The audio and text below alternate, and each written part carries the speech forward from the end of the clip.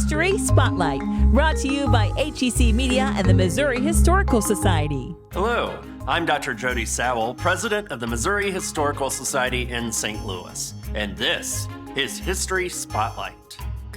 A boat by many names, including the River Queen, served many roles, transforming from a freight hauler to a cherished tourist attraction, and even gracing the silver screen in renowned films.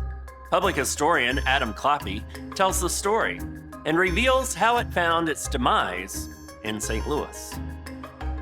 When the steamboat River Queen arrived in St. Louis in June of 1964, her owners, John Groffel and Arthur Credo, had big dreams. Ever since they had first purchased the stern-wheel steamer at auction in 1961, they had hoped that the boat would bring them big dollars as a nostalgic tourist attraction. But in just 3 short years, those dreams would end up at the bottom of the river. But before we get to the sinking, a little history. The Howard Shipyards and Dock Company of Jeffersonville, Indiana, built the River Queen in 1923.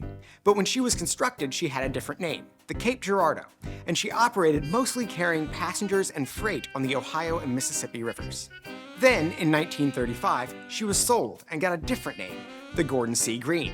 As the Gordon C. Green, she operated as a tourist boat, mainly on the Ohio River, though she also operated some on the Mississippi, particularly during annual trips to Mardi Gras in New Orleans.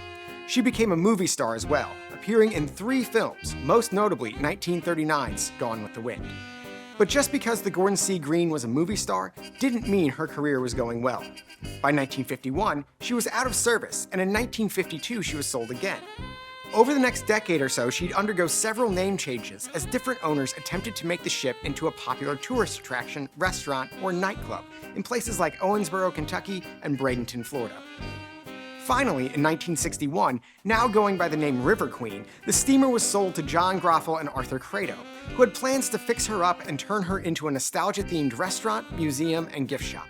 At first, they moored the River Queen in Hannibal, hoping to draw tourist crowds. They found early success, but they also knew an even bigger tourist market was just 100 miles downriver. So, in June of 1964, they had the River Queen towed to St. Louis. They moored her near the Eads Bridge, and advertisements called out to tourists by promising that the River Queen would give them a nostalgic taste of 19th century steamboat life. Tourists could get lunch or dinner in her 185-seat dining room, and her kitchen offered everything from shrimp to catfish to steak. For the next few years, everything seemed to be going well. The River Queen was bringing in money, and the restaurant was well regarded. But disaster struck in the early morning hours of December 2nd, 1967. That morning, the restaurant manager noticed the boat listing in the water. Luckily, no one else was on board.